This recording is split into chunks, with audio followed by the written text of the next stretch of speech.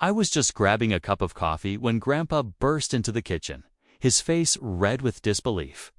"She did it again," he said, holding up his phone with a photo of two massive trucks parked right inside our garage. Not on the driveway, not blocking the sidewalk, inside. We live in a quiet neighborhood where nothing like this ever happens, and yet somehow, the local HOA queen, let's just call her Karen, had crossed the line in a way no one expected. She had the nerve to use our private garage like her own personal parking lot. No permission, no heads up. Just brazen entitlement. We weren't even sure how she got the trucks in there without us noticing. But Grandpa wasn't about to let this slide. He may be retired, but he's still sharp as ever, and when something's off, he acts fast. Within minutes, he'd locked both trucks inside with an old cattle gate and blocked the exit with his pickup. That's when the real chaos started. Karen came storming up the driveway, yelling about property rights and community access, while dialing someone she claimed was higher up in the HOA, but Grandpa had already made a different call to the sheriff. And when those red and blue lights started flashing at the end of the street, let's just say someone's attitude changed real quick. But here's the twist: when the deputies asked to see the truck registrations, what they found opened up a whole new problem none of us saw coming. The deputies stepped into the garage slowly, glancing between the trucks and Grandpa's makeshift trap. One of them pulled out a flashlight, even though daylight was pouring in through the open door. Karen stood stiffly near the edge of the driveway, arms crossed, trying to look confident, but you could tell something had shifted. The moment they asked for the truck registrations, her face twitched just slightly, like she knew what was coming. Grandpa stayed calm, leaning on his cane with that look he gets when he knows he's right. "Go ahead and run the plates," he said. The officers nodded and began making calls. Meanwhile, I started explaining how Karen had been pushing boundaries for months. Ever since she got that HOA board position, it was like she thought she owned the whole block. First, it was complaints about our bird feeders. Then, she said Grandpa's antique flagpole was an eyesore. But this, parking two vehicles in someone else's private garage, that was something else entirely. Karen kept insisting the trucks belonged to her cousins, but when one deputy asked for names, she stalled. Said they were family friends, helping with a neighborhood project. No one bought it. One officer motioned to his partner, and they stepped away to talk privately near the patrol car. That's when I noticed something. One of the trucks had a commercial decal, half scraped off, like someone tried to hide it, and on the passenger seat inside, a clipboard with forms, rental contracts, but not from our HOA. I stepped closer to the truck, careful not to draw too much attention. Through the window, I could clearly read the logo printed on the corner of the forms: Lake County Property Services. That was definitely not a company associated with our neighborhood, and definitely not approved by the HOA. My stomach dropped. This wasn't just about Karen being annoying. She might have been running some kind of side hustle right under our noses. And she'd picked our garage to hide it. Grandpa caught my eye and gave me the smallest nod, like he knew what I'd found. Meanwhile, the officers returned from their private chat and asked Karen one more time if she wanted to clarify her story. She suddenly got louder, more dramatic, claiming we were trying to frame her out of personal hatred, but no one was buying it. The tone had shifted completely now.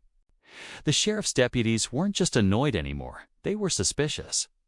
I remembered last week when one of our neighbors said they'd seen new faces walking around the block at weird hours. At the time, everyone brushed it off. But now, I was wondering, had Karen been letting strangers into our neighborhood using our private garages as drop points? One officer asked if they could search the trucks. That's when Karen's expression cracked for real. She tried to protest, saying they needed a warrant.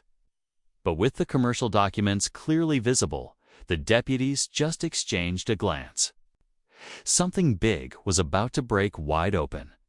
Karen's hands were shaking now, her voice rising as she tried to stall the deputies.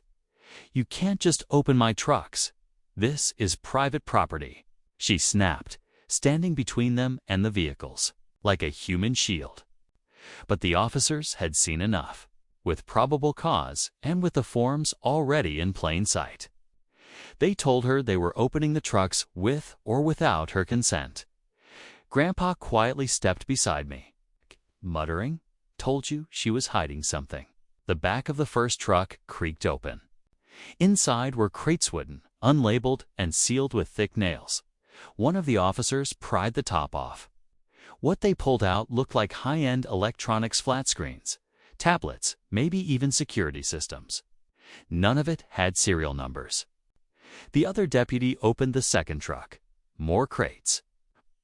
More electronics. But this time, mixed in were boxes labeled confidential documents. Karen was frozen, her lips pressed into a tight line, eyes darting everywhere. A small crowd had gathered on the street. Neighbors peeked from porches, whispering, some even recording on their phones. That's when one of the deputies stepped aside and made a call. His voice was low but firm, and I caught him say something about federal jurisdiction and evidence. Transport. Karen's face turned pale. Just as I thought things couldn't get more intense, a black SUV pulled up completely unmarked. Two men in suits stepped out, flashing badges. They weren't local. This was something much bigger than HOA drama now, and we were right in the middle of it. The men in suits didn't waste a second. They flashed their badges, Department of Homeland Security. Everyone went quiet. Even the sheriff looked surprised. One agent asked for Karen by name. Her attempt to act clueless didn't last long. When they mentioned an ongoing investigation into stolen government property linked to a contracting firm her husband worked for, her expression cracked completely. But then came the second twist, one I never expected. The agents asked if they could access our garage's security footage. Grandpa raised an eyebrow, but agreed, pulling out his phone and opening the app. They scanned through the last 48 hours and froze the video from the night before. One of the trucks had arrived just after midnight, not driven by Karen, but by someone else entirely. A second man, covered in a hoodie, had parked it swiftly and slipped away. The agent zoomed in on the plate. That's registered to a logistics company flagged last month for internal fraud. One of them said, exchanging glances. Karen was still in denial, sputtering excuses. But now it wasn't just about her abusing HOA rules or squatting in our garage. This was part of a much bigger operation, and our little lakeside town had unknowingly become a drop-off point. The agents told the sheriff they needed to take the trucks immediately, and that Karen wasn't going anywhere, just as they started. Coordinating the transport, one of the truck's side panels shifted on something metal, clinked behind it. That's when things really took a dark turn, as the agents approached the first truck. One of them tapped the side panel that had shifted. A hollow echo followed by another faint metallic clink confirmed their suspicion there was something hidden inside. They pried the panel open, revealing a false compartment packed with tightly wrapped crates. The label on one caught the light just enough for us to read. Federal property, do not remove. Karen went pale. One agent radioed for backup, while another turned to the sheriff and quietly said, "This just became a federal case." Within minutes, more vehicles rolled in, black SUVs and a marked federal transport van. Karen tried to argue that she had no idea what her husband was involved in, but the agents had already pulled out an arrest warrant. Apparently, this entire operation had been under surveillance for weeks, and she'd just helped them connect the dots. They detained her on the spot and cordoned off the garage. Grandpa just stood there, arms crossed, shaking his head like he'd seen this kind of stupidity before. But as the crates were being moved, one of the agents held something up, a dusty, folded-up blueprint. You recognize this?" he asked. Me? I took one look and blinked. It was a full layout of my cabin, including hidden routes around the lake and utility access points. "Why would they have this?" I asked.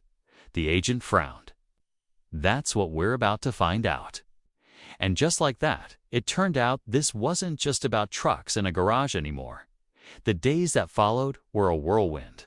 Agents came and went, quietly combing through my cabin property and surrounding areas, making sure nothing else had been tampered with. It turned out Karen's husband had been part of a smuggling ring, using HOA power and fake permits to move stolen government equipment. The blueprint of my cabin. That was a real punch in the gut. They'd been planning to use the hidden spots on my land as a transfer point, hoping no one would notice in such a quiet/private area. Karen pleaded ignorance the entire time. But the investigators found emails and security footage that said otherwise. She wasn't just aware, she was actively helping cover their tracks. Her influence in the HOA gave her enough control to manipulate neighbors, pressure me into silence, and even redirect attention when things got suspicious.